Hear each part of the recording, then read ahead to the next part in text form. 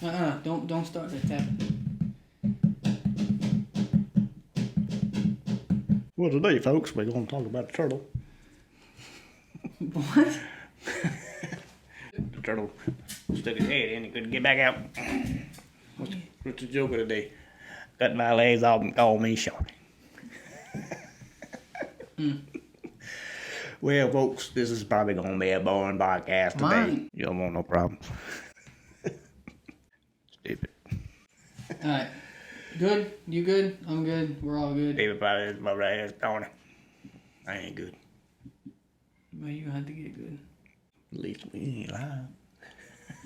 That's what you said last week. Well. Yeah. Well. I say well a lot. I remember when you said, I was talking about that, I said 9 to 10 foot tall. And I said, I know. You talking about Shaq? And I told him, nope. Nope. That's getting you, huh? You got it, huh? Me in high heels. It happens. People gonna look at me and they gonna that boy. This is a Kevin I ain't never seen. Corny. It's okay. Hey, look. Alright. At least I'm trying. I'm trying to do something. Yeah. I mean, Hey, people out there making work. just having fun. You know. Yeah. People should be like, man, that's pretty good at Kevin coming out of his shell. People who know you. This is behind the scenes, Kevin. For anybody who don't know. David talking about Bo. He said, I think once y'all get going, I think y'all be pretty good. Who said that? David. David? David, right? Anyway. Alright. New week, new show. You know, our stereotypical news. We ain't live, is we? Yeah, no, we ain't live, but we out there. That's what you said last week. That's what, you say that every week. Three news stories. And then our theological question of the week, which I thought was going to be simple, and it's not at all. So, yeah, we'll you'll see. So, he claims that he had no time to look over nothing. So he's going in blind-ish. So the weight is on my shoulders, as always. But that's okay. I excel under pressure. Okay, so the first thing we got is, it says North Carolina, but I'm pretty sure this is happening in South Carolina too. Because the South Carolina aquarium, they had comments about it too. So basically, right now, it's pretty cold out. I'm sure everybody realizes that. So, Man, put it on today. Well, yeah, right now it's actually kind of hot in here. It's like a hot box in here. But when the water freezes over, especially in North Carolina, you're at high altitudes, the alligators and stuff, they're frozen underwater. People are freaking out. But if you look, you'll see that there's just a tiny bit of his nose sticking up. They call it a brumation. That's what they call it. It's basically where brumation. Bromation? No, brew. Oh, that's bromation. Oh, bromation. That's a different. No, bromation. Bromate. That's a different. Yeah, bromate that's a different is show. Yeah, that's somebody else. Basically, the alligator will lower its body temperature real low. It's like a hibernation, but for alligators, and they can stay like that for 4 or 5 months. They don't eat, but they drink, or else they'll die. But like, Oh, really? yeah, people take photos and videos of themselves walking on the ice with this 9-foot alligator right underneath them. It's one of these days the ice is gonna break. So Bystanders are just gonna be the gators are smart enough to realize the water's about to freeze, so let me stick my nose out, or how's that work? I guess. Or they just stick their nose out? That's actually a good question. I don't know if it's. Are they smart enough to do they? Is there something like? Did they do it by accident, or do they? No, they know. Do they feel like, oh, the water's gonna freeze? Let me stick my nose out. They know. They have to know, because they only stick out just enough to where their nostrils out. Everything else is underneath. I'm imagining they feel the water get cold. So if we have an ice age, they'll probably survive. No. This thing only lasts for 4 to 6 months, depending on how long the water is cold. But I don't know. I guess either that or we'll end up with super gators, which is a problem for you and I. Well, that's a good time to go hunt gators, ain't it? Oh yeah, 'cause that's easy. Well, Yeah, they do it on TV. they stuck, they froze. Oh, you mean while they're frozen? Yeah. I thought you meant Break while. over ice, snatch them out of there. I don't think you're snatching anything out. It's frozen ice. Okay, they ain't moving. They're alive. Yeah, but it's not moving. No. Well, Probably unless all it wants to froze push up. its way out of the Probably ice. Froze up, and stiffed up. No. Crack open ice, snatch them out of there. No, it says that they become lethargic. Gators on ice. Gators on ice. Would you pay to go see that? I wouldn't. No. I wouldn't. I'll pay to go catch some out of the ice. You probably get a lot of money for that. Easier to shoot them. It ain't no, it ain't. Why not? Poke a hole through the ice and then shoot them in Yeah. the head and snatch them out of there. Easy. Dude. Ice, swamp people? Nope, I ain't That's- that hay. Hey, that's a new thing right there, dude. The water freezes? He said it. I Just I don't know nothing. swamp people? Hey, The TV that show? ain't our show. The TV show. Hey, look here. You get a note in the mail that, hey, keep our name out your mouth. Oh, you talking about copyright? I see what you're saying. If they copyright us over the words swamp people, that's crazy. For one, we don't got enough We ain't even followers made for that. it yet, son. Yeah, Give we us- don't got enough Give people us for a that. chance. Maybe, Yeah, I know. I think we're perfectly fine. Just so alligators are doing that. People are freaking out. I don't think you should freak out. I also don't think you should stand on the ice and take photos of them because you're gonna fall in, and then, well, they're gonna do what they want to do. I don't care how cold they are. If you mess with them, they're probably gonna eat you. But it's amazing to me how many videos are out there of people walking up to alligators like they're dogs, and then they just get absolutely destroyed. Like, they're not cats. You can't just walk up and pet an alligator. And Really? it's always people from the south. Well, I mean, that's really where alligators are, but it's like the backwoods hick people who, it's the same people who walk up to bison and moose. It's like, no, I'm just gonna pet them, it'll be alright. And then the little kid gets thrown 70 feet. There was a video of that. You seen that? I don't know why the gator took my arm off. Well, Yeah, I couldn't possibly tell you. I was just petting him. I don't know what his problem is. It's a wild animal. Yeah, don't pet wild animals. PSA, don't do it. Okay, even neighborhood dogs. It's not a good idea. This one's a little sadder, but there's a Panera Bread down in Charleston. It's probably a couple of them. So This ain't the one that y'all visit.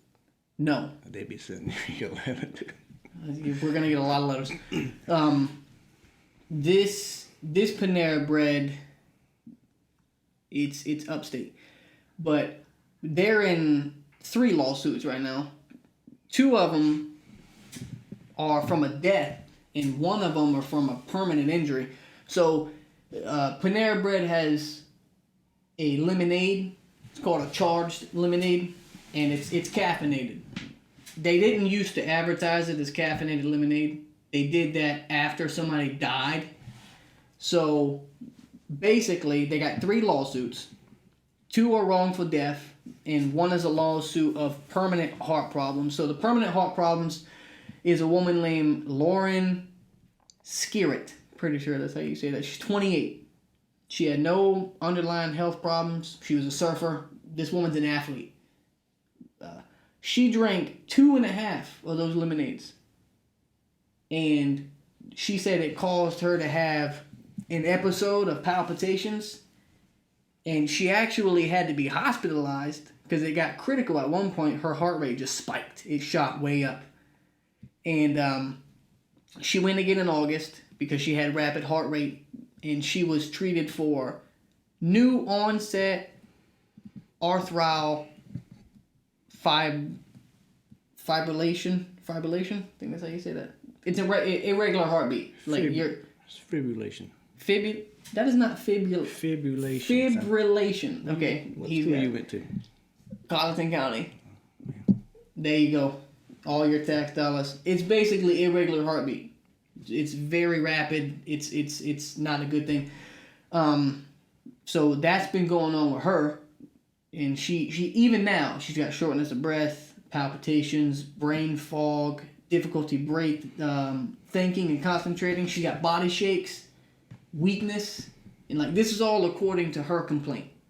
So that's the least worst of the two. Well, right?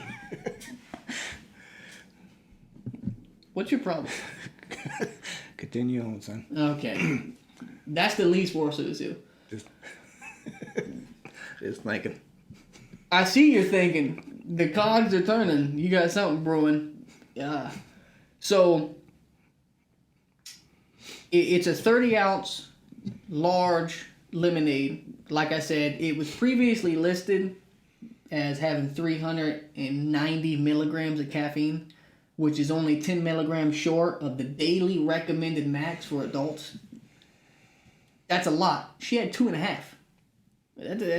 That's a lot. The new menu says it's only 237 now. Whether or not they changed it or they just changed the numbers on the menu, who knows.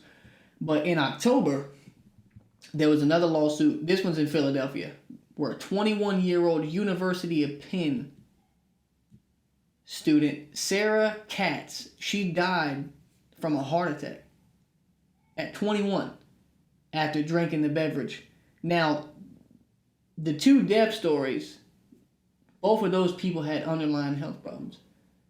So this girl's 21. She was diagnosed with congenital long QT syndrome type 1, which is it can result in potentially life-threatening abnormal heart rates. It's due to a potassium ion channel in the heart that doesn't work properly. So she died.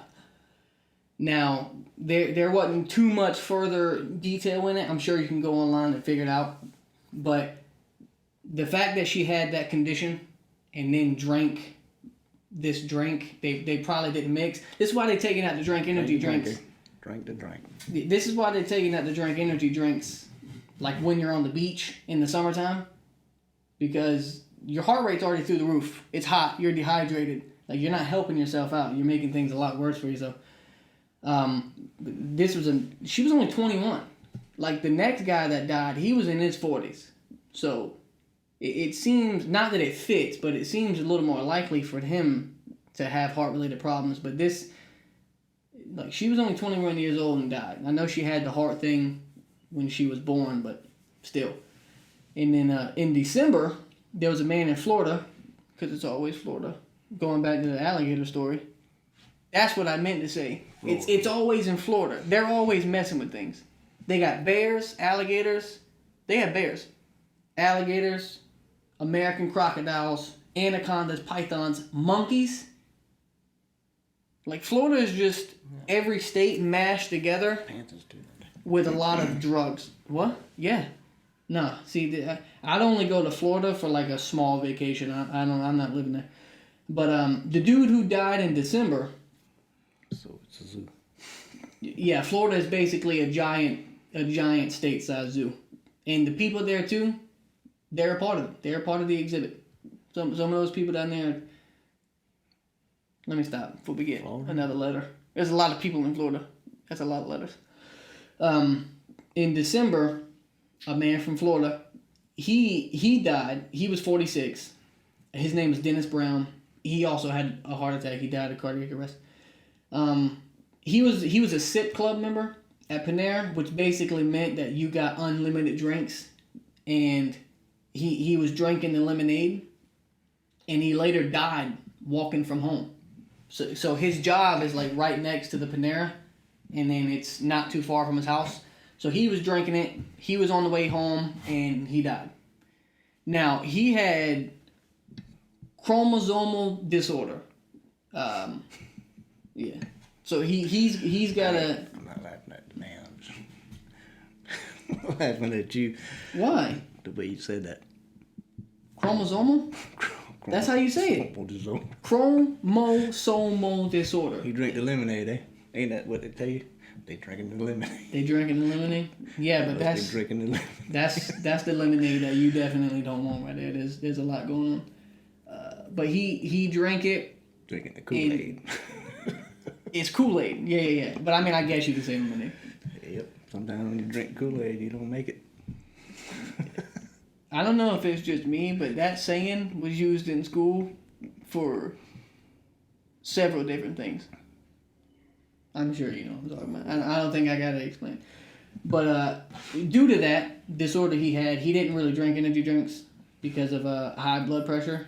So the way that they advertised it, according to this, article, was they advertised it as clean caffeine, which gave you instant energy derived from. Now I don't know how to pronounce this. Clean, make it sound. Guyana and green coffee extract. That's what the article said. Now I tried to look that up, and it gave me a place in like Africa. So I don't know if I'm stupid or if the people who wrote this article are stupid, but somebody's not doing something right. Feel free to let me know if I'm just an idiot. But they advertise it as clean caffeine. Make it sound better. Clean. Yeah. I mean, literally. So I don't know if he just didn't realize that it had a lot of caffeine in it, but on top of his disorder, it killed him. So they're in 3 lawsuits, 2 wrongful death, and then 1 permanent injury, which is kind of scary. Because when you go to restaurants and stuff, you just eat and drink whatever they give you with no questions. Well,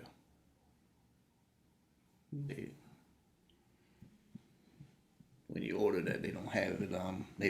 They didn't have the how many milligrams of caffeine it had in it. Well, it said they do now, or they didn't. I want to say that the original menu didn't specify, and then after they started getting complaints, they had to put it on there. But it went from 390 milligrams of caffeine to apparently 237, which is still high. Like if 400 milligrams a day is the recommended dose, even if it is 237, if you drink 2 of those, like you drink one and you get a refill, you're already over the max dose of caffeine. So like that's a lot. They went and got these drinks and trusted the people and got them and drank them. Basically. Like, Yeah. I don't know if it was ignorance on the part of the customers or if it was just putting a bad product out there for Panera or a mixture of both. It's probably a mixture of both. Like when I go to restaurants, I don't look at the calorie count and all that. I just order whatever I want. If it sounds good, it sounds good. Like Kaylee will order whatever on the menu sounds good. She doesn't look at all that stuff. So it's probably a mixture of not paying attention to what the menu says, if it said it, and then Panera just putting drinks out there that have an incredible amount of caffeine in it. If it was considered clean, then somebody may drink it and not think it was harmful for them. Actually, the first girl I said, she was vegan, vegetarian, one of the two. So she got that drink because it advertised itself as like a healthy alternative, and then that wound up giving her permanent damage. So something's not right. I mean, if it were me, I'd be in a lawsuit as well. If you got something and you knew what it was, then it's your fault. If you got something and you didn't know what it was, then it's their fault. Yeah. We got some caffeine for you. Well, you do that with everything. You do that with everything. Anytime you go to the store and buy something, you're putting your trust in it that whatever the ingredients say on the back. That's like Kaylee and I we buy milk in a carton now, not the gallon. And apparently, like you'll buy a gallon of milk and it'll last for a week at max. Well, the milk that we buy lasts 2 weeks. And the ingredient says on the back it's just milk and then like 1 or 2 other things. There's no preservatives. It's caffeine. It's caffeine. Yeah, but how does milk last 2 weeks without going bad?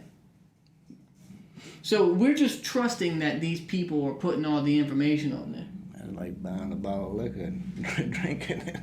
Oh, this liquor bottle got me drunk. I don't think it's exactly the same. You know liquor's gonna get you drunk. Caffeine. Get your. Yeah, but if it doesn't advertise it as a caffeine lemonade, if it just advertises it like, hey, here's a nice lemonade to boost your energy, but it doesn't specifically say, yeah, this is a highly caffeinated drink, you might not ask questions. That's why I think it's both. I think it's confusion on the customer, and then purposeful advertising on the fast food chain. But this one, the third story, is a little more funny. Did you see it? Yeah, I saw it. You actually saw the hole itself? Yeah. So in Chicago, it's called the Chicago Rat Hole. Chicago Rat Hole, which, to be honest, is a pretty good name for Chicago. Hey, man. In itself. I know you like the Chicago Bears, but let's be honest, like, Chicago isn't the most safest city to be around. Parts of it, at least. Someplace. It's a little rough out there. I mean, every state's got its problems, but Chicago... Chicago Rat Hole? Well, I'm just saying the name. That's what you just said. I'm just saying Chicago Rat Hole. It's a hole in the concrete it that ain't a rat hole. Is shaped like a rat.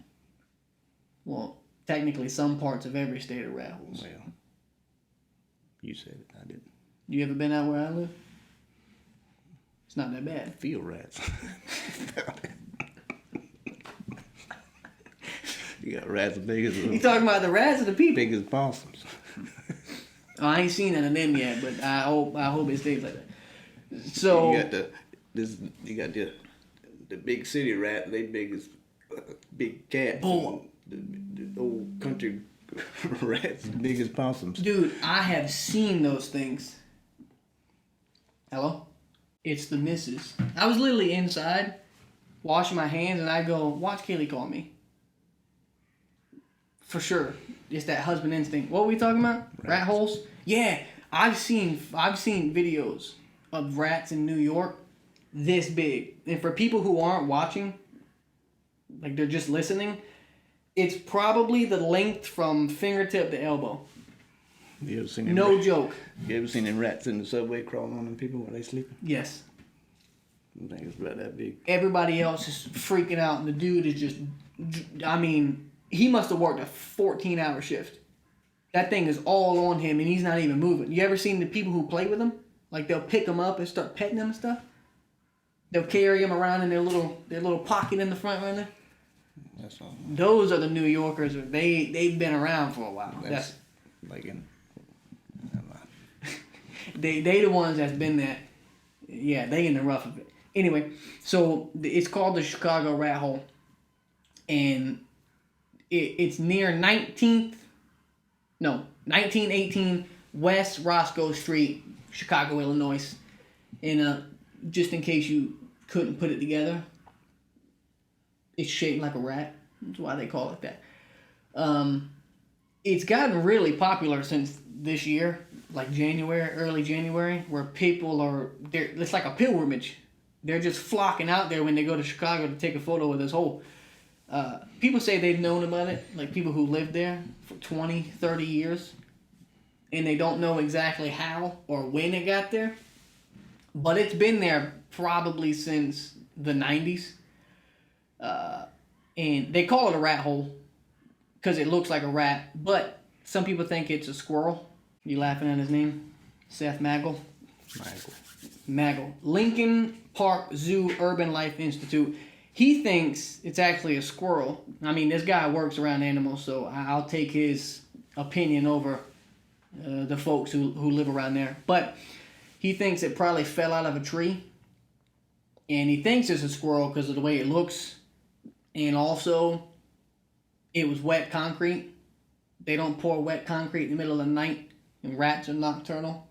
So, I mean, you'll see a rat in the daytime, but he thinks a squirrel probably fell out of a tree and landed on it and then just pieced out. They've done weddings at this thing. People put money in the hole. They'll light candles and stuff. It's kind of weird. But it's basically like a symbol down there. They just had a wedding at that thing a couple days ago. Yeah.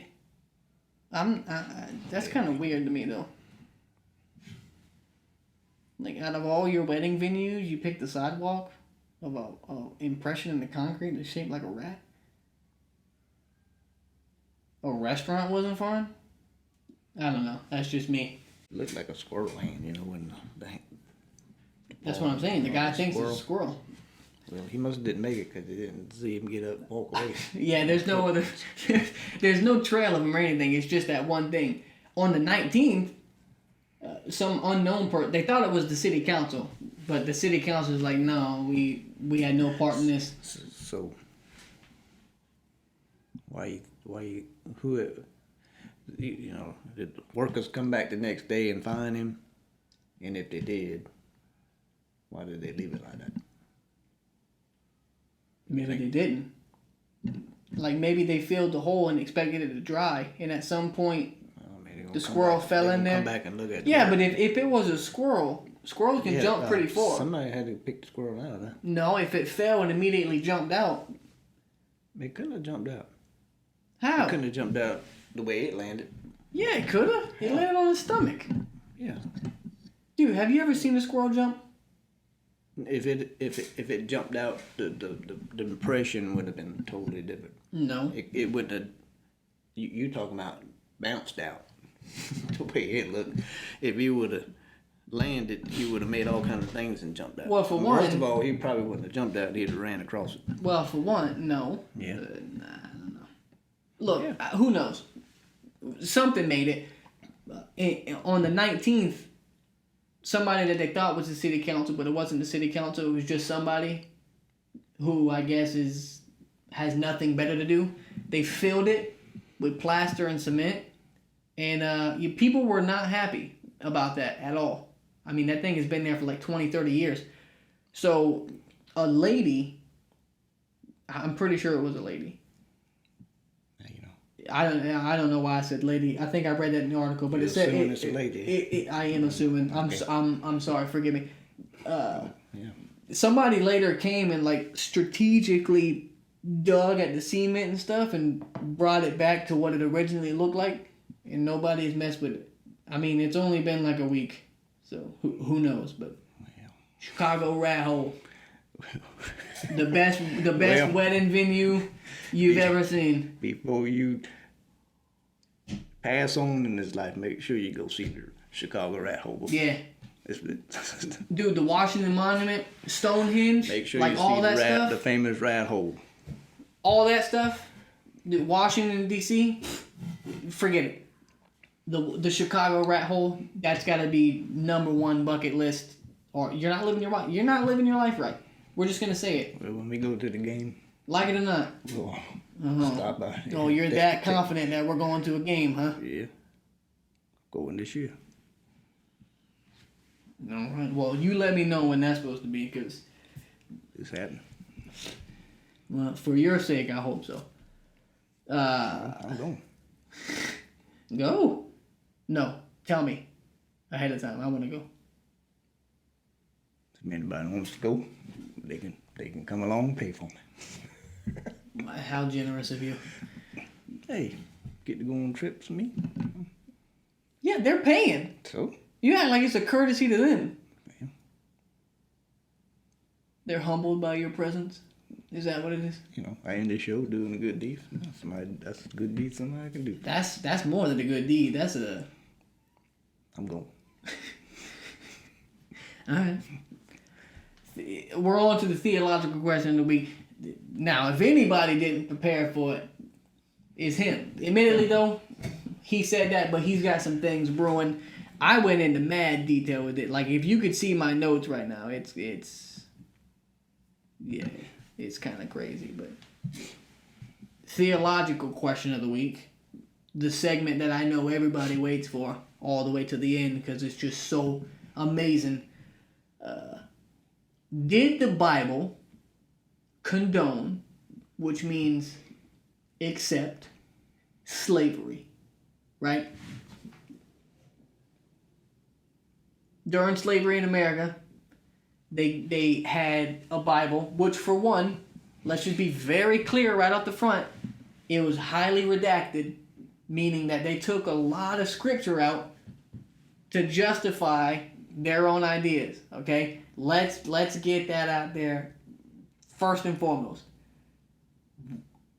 That just begs the question: if the Bible condones slavery as much as people like you to believe, especially atheists, staunch atheists, then why did they have to edit the Bible so hard during slavery time to try to manipulate slaves into believing that it's God's will or whatever?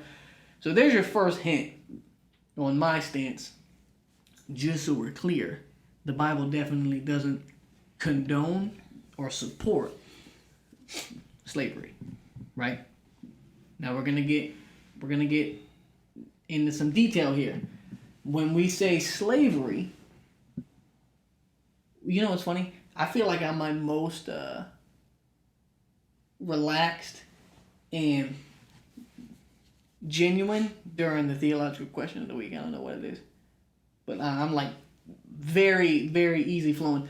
When we say slavery, does the Bible condone slavery? What do we mean by the word slavery? Okay, do we mean slavery in the sense of the antebellum South, 1800s American slavery, where people were treated poorly off of race and class, and they were treated inhumanely with no dignity in life-threatening situations, abused to the point of even serious bodily harm or death?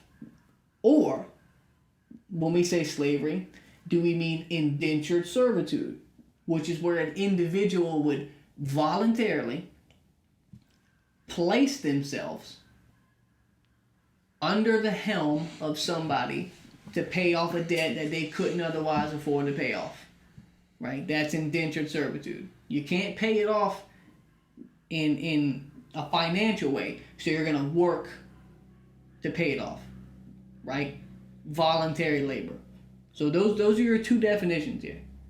So when you look at the Bible and you look at Ephesians or Exodus, if you just pick those out and you read them, it kind of sounds like the Bible condones slavery. Let me give you an example. So you got Exodus chapter 6, verses 5 through 8. Okay. That says, "Slaves, be obedient to your human masters with fear and trembling, in sincerity of heart as to Christ." Okay. Example 1. Example 2 is Exodus chapter 21, verse 20 through 21. "If a man beats his male or female slave with a club and the slave dies as a result, the owner must be punished. But if the slave recovers within a day or two, then the owner shall not be punished, since the slave is his property." Okay? Those are just two examples of many examples people pick out from the Bible to say that how could you follow such a disgusting book? I mean, it obviously supports slavery. Look at it. This is crazy. Okay? Well, let's go into this a little deeper. Okay? When you look at books like Exodus, or a lot of the Old Testament, there's even some New Testament stuff, you got to read it in the context of the people at that time. We talked about this last week. Context matters.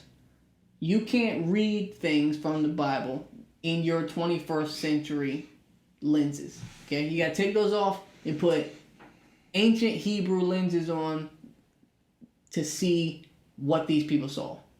Right? So, there's a term that's used for slave, which is also indentured servitude. Those are the same word. It's in the Bible. In the Hebrew, the original language called Eved.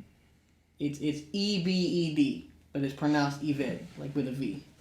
And this more or less is the word that's used often for slavery. And in some ways, it means horrible. It means actual slavery like we know, like when the Egyptians enslaved the Israelites. That is the slavery that we would think of in America during the 1800s. But more times than not, when this word is used in the Bible, it's talking about people who voluntarily put themselves in a situation to pay off debt, indentured servitude, right? So when you talk about slavery in the Bible, you gotta be clear on what the conditions were like. So we'll use the word slave and slavery. Just know that when I use that word in the Bible context, I mean indentured servitude, because I believe that is what it means. Okay, so let me prove that a little bit. What were the conditions like? Were they like slavery that we know in the South for Black Americans? Or was it something different? Well, let's see. Let's go back to Exodus. Let's go back to chapter 21, verse 16.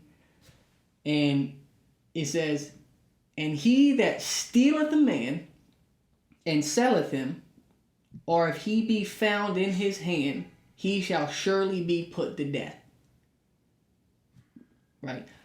That is saying that in these times, for the Israelite people, kidnapping was illegal. You couldn't kidnap people. Like, that's a crime punishable by death.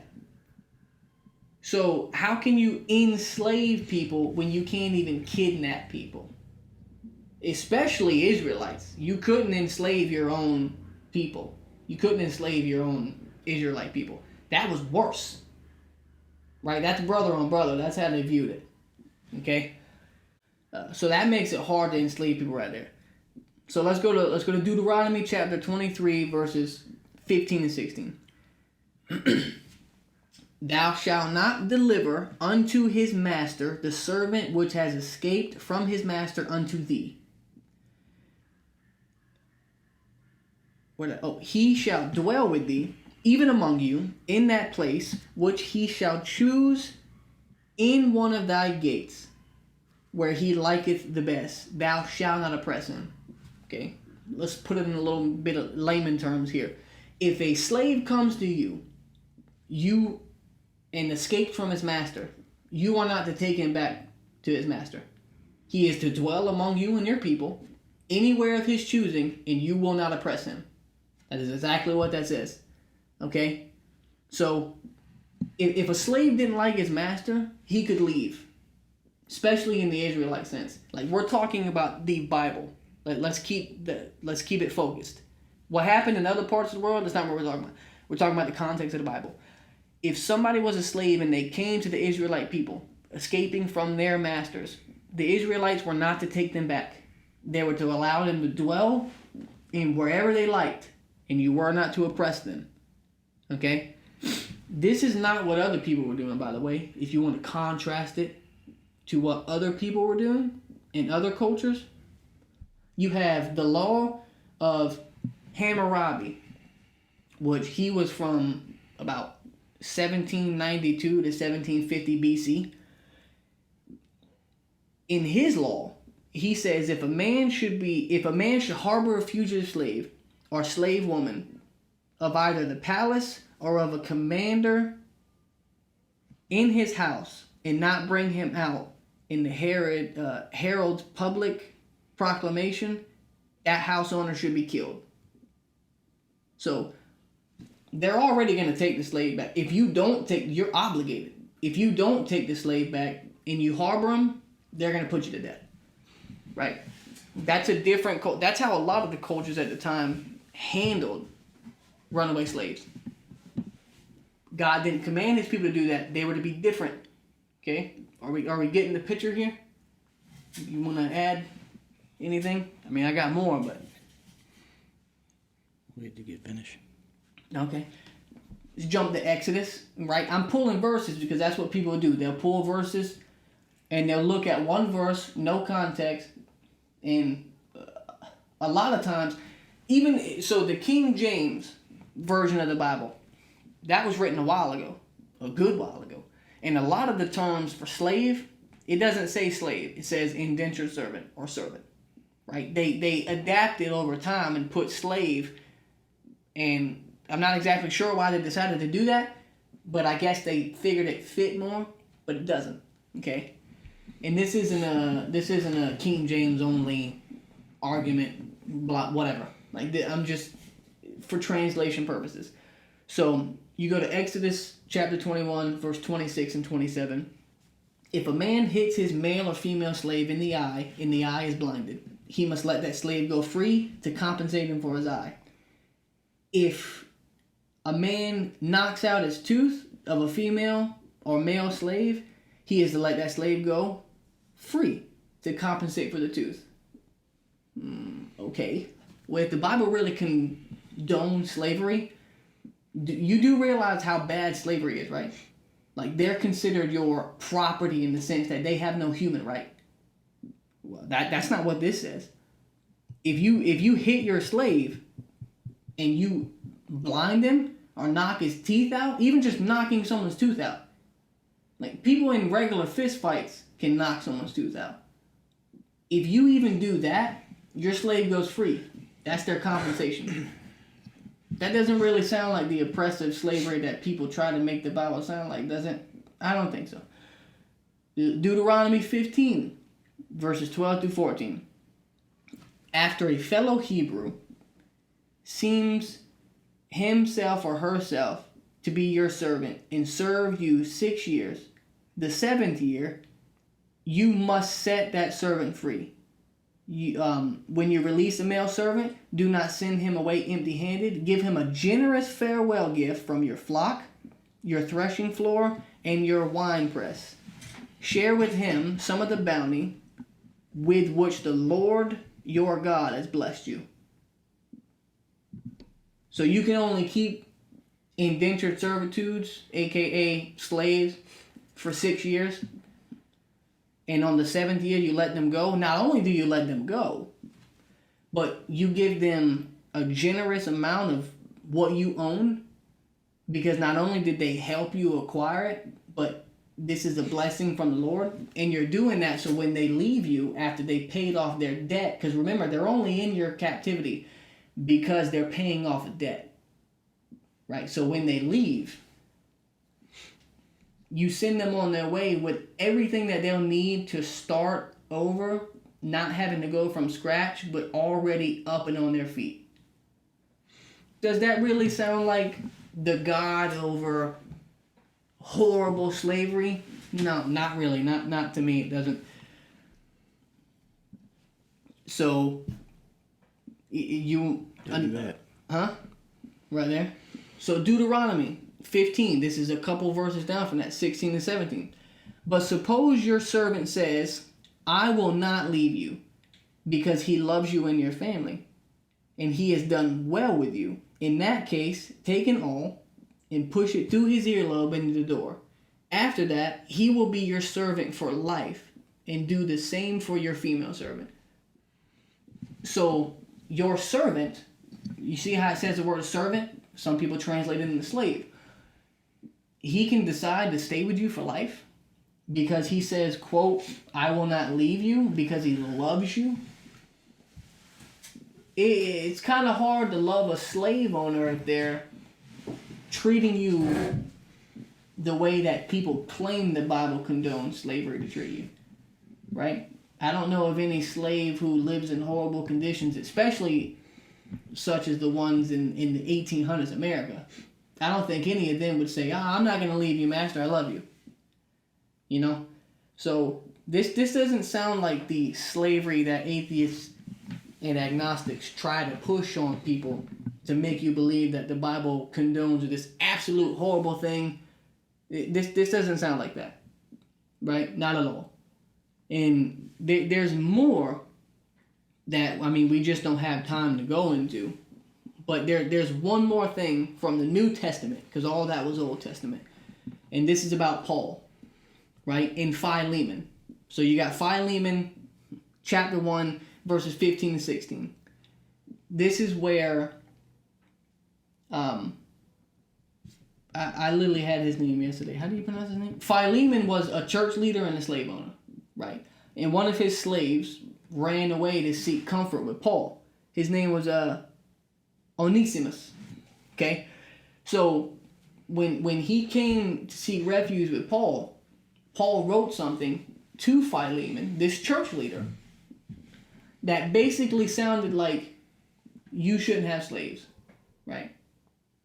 Now you got to understand, God could have said nobody have slaves, but we need to keep in mind that during this time in history, Israelites, people, especially in the New Testament, the Old Testament was different, but in the New Testament, Israelites, people didn't have the power to do anything.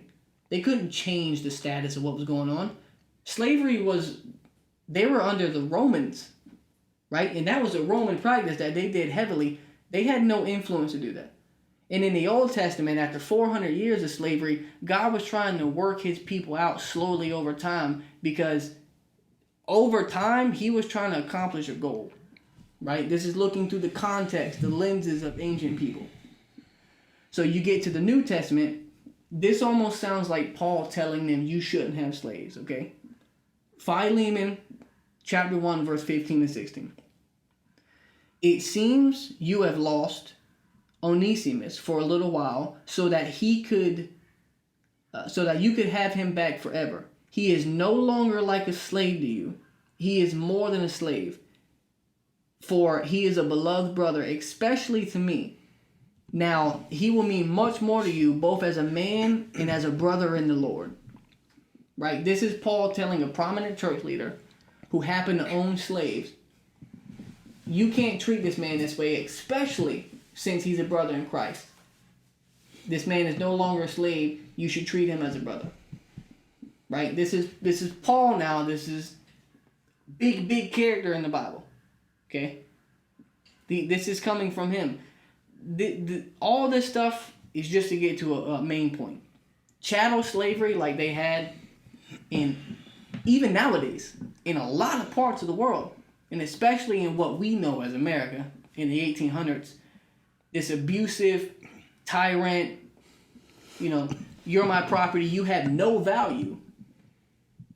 This is not what that is. This is indentured servitude of one person to another to pay off debt.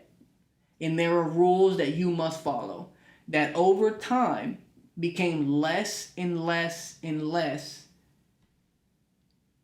ingrained in the culture. Like, we can all, rational people, step back and say, okay, slavery is wrong. I mean, you got Paul telling him that he shouldn't look at him as a slave. He should look at him as a brother. Right? Over time, this is God's plan to work this stuff out. Okay? Go ahead, be my guest. Well, this servitude, or what you're speaking about in the Bible, it was, if you go to these verses, it tells you how to treat certain people. And this was more about servitude and slavery. It was telling you about how you should go about treating your servants, right? So these servants, what is talked about in the Bible days, has nothing to do with slavery as we've seen in America, or the slavery that goes on today, right? By no means. This is, I didn't come up with verses because I come up with what my heart and feelings is going to be. And I believe that's okay. Is that okay? Yeah. Right? If they line up with the Bible, it's okay. Because this is it. By no means does God condone slavery if you're talking about slavery that went on in America. If you're talking about slavery that goes on today, by no means does God condone that. Ask yourself, for one, does God condone rape? No, he don't. Does God condone murdering innocent people? No, he doesn't. Does God condone stealing? Now, people say, well, the other countries sold slaves to American people. But to me, that's just what they did was just as bad as stealing. Yeah. Does God condone me as a man treat another man a certain way because I think I'm greater than him? God doesn't condone that. No. God doesn't condone kids being taken away from their mamas. He doesn't condone any of that. He doesn't condone one race terrorizing another race. It basically the slave trade that went on in America was about racism. It was about color. As a white man thought he was over a man with darker skin than him. It's true. You can't get past that. God don't condemn that, right? Condone? Condone that. Yeah. Yeah, he does condemn it, but he don't condone it. See, the atheists try to twist this stuff around and make God out to be a monster. But this is how I feel. This is what I feel. This is the monster. God's the monster, and this is what the monster did. If you call him that, he sent his son to die on the cross for everybody. And that you calling him a monster, and that's what he thought about us, right? And the song, you know the song, you know, everybody's breath is in the sight, red, yellow, black, and white. Mm-hmm. That's God. God don't condone slavery. God don't condone another man owning another man and treating a man like an animal. He does not. Mm-hmm. Ever. It does not. There's no scriptures in this Bible. There's no scriptures in the Bible that condone what went on in American slavery. That's why There's no scriptures in the Bible condone little kids being kidnapped today and being enslaved. That's exactly why during the time of slavery in America, they had to take so much out of the Bible to create the slave Bible, you know, air quotes. Because they knew if they kept those bits of information in there, people would start going, this doesn't sound right. And that's why Christian abolitionists took a step back and went, okay, something's not right here. We can't treat these people like this because they're made in the image of God. Right? I mean, it's right here in the text. It doesn't say it in your Bible because you edited your Bible. But it says it in this Bible because this Bible is unedited Word of God. God sent his son to set us all free. So there's no way he condone slavery if he wants to set you free. There are neither Jew nor Gentile, male nor female, master nor slave. Right? We are all one under God. Now, does the Bible talk about slavery? Does it talk about the horrible acts of slavery? Yes, but people forget that the Bible is a historical book. It has accounts of history, right? All it is talking about what happened. That doesn't mean that God said, put that in there because I approve of it. He said, put that in there because I'm going to make people learn a lesson from this. But I tell you what he does condone. He condones to love one another. That's what he condones. That's what he condones. I do know that. It's a commandment to love your neighbor. He does condone that. Yeah, love your neighbor as yourself. That means that the well-being of your fellow people should be as high as the well-being for yourself. You treat people with love, you treat people with respect, and you be humble towards people. No matter. Anybody and everybody, if somebody's in need, you go out and help your brother and your sister. Everybody, even if I may be a man of God, but if I see somebody that ain't a man of God, but I should treat that man like he's my brother if he's in need. Mm-hmm. See, the thing is, I get worked over stuff because it's something I'm compassionate about. I'm compassionate about being good to people and treating people good and loving people. I'm not over nobody. I should be a man of being humbled, that I can go out my way for you no matter what. Right? Mm-hmm. That's what we're called to do. Right? If people would just, especially in America, right? I think American people tend to forget that the entire world is watching us, and at one point we were a beacon of hope for the country because we were on the right path of doing something better. And it seems like over the years things have become a little backwards. People look at us as a joke now. But if we want to take it to what America is supposed to represent, it's supposed to represent a free country where everybody is supposed to be equal and they get along. And especially if you're a Christian man is no better than any other man, even an atheist. Right? We're called to love that person as Christ loved us. Christ didn't die for only his disciples and the people that believe in him. He died for everybody, so everybody could be saved. People just choose not to believe in him, and that's your choice. That's your free will, right? But us as Christians, we don't get to walk around and go in our church and stick our nose up to people and make it seem like, oh, we're holier and better than you, and you look this way or you act this way, so we're going to separate ourselves from you. We're called to love everybody equally and to teach everybody the Word of God equally, right? That's what we're supposed to do, because we're all image bearers of God. Everybody's worthy of salvation. Whether they choose to accept it or not, that's on them. But anything like the acts of 1800s, even Jim Crow era ideology, early 1900s, that's not what real Christians are supposed to do.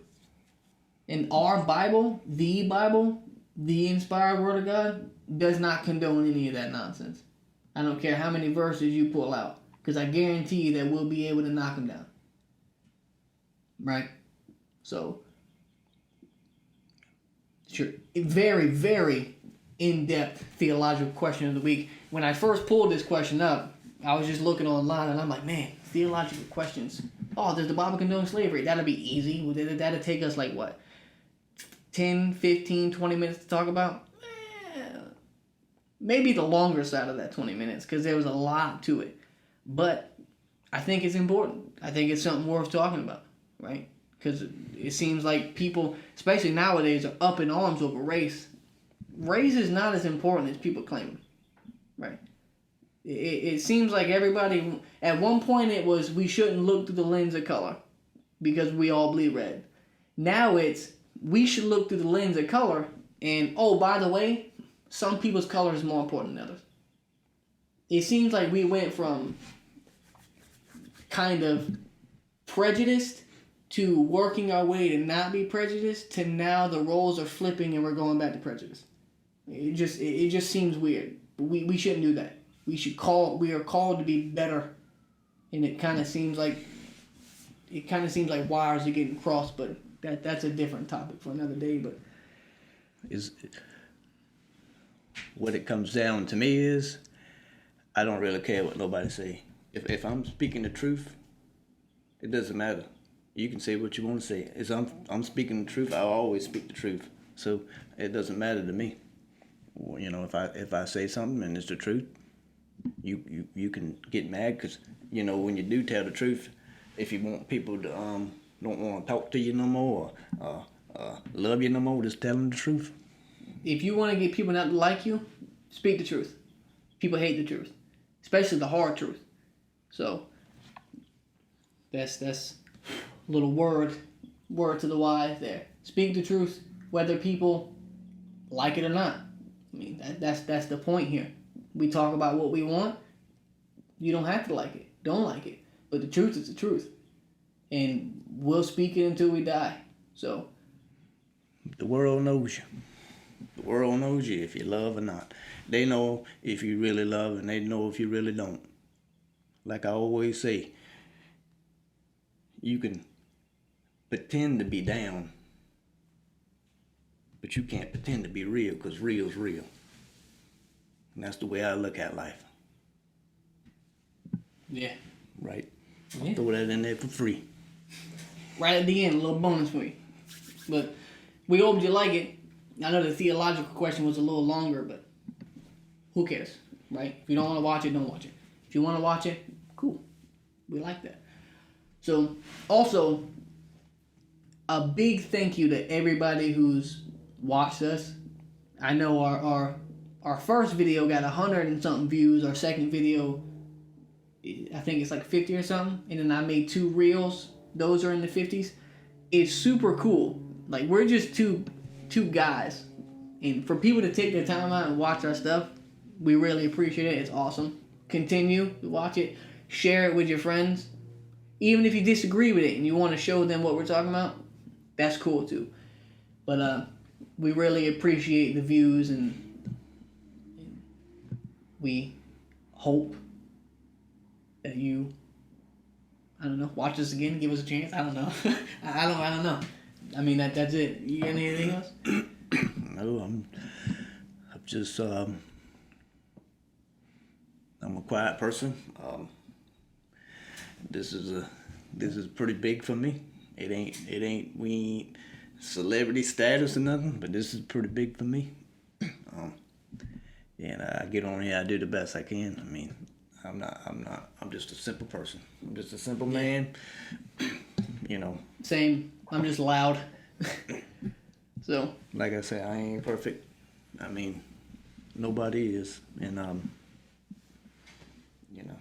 We do our best, but we appreciate you watching, and we hope that you join us this time and next week.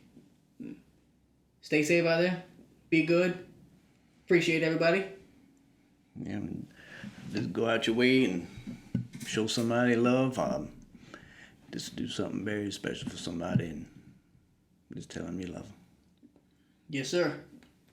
That's peace out on our end, everybody.